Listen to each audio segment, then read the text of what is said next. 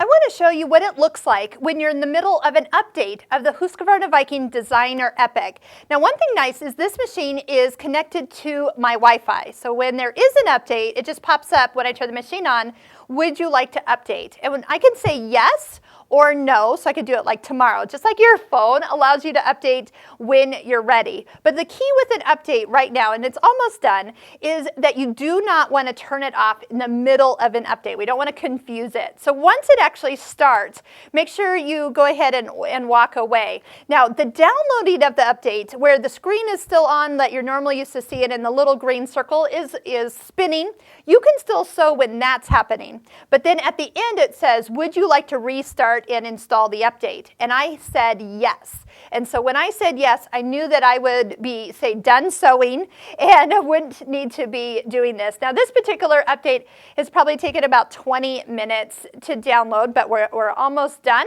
And then whatever comes up on the screen next, we'll just follow those instructions. Then you can visit the Husqvarna Viking website and check and see what some of those new things are that they have added. They add projects. There's usually a blog update, some fun things that are available to you. I just love that we can update all the machines at once around the world. So it looks like it's actually restarting here, and we'll see where it takes us.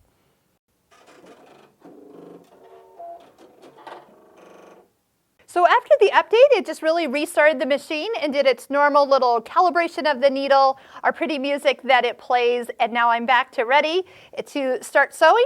So I can do start new and jump right in.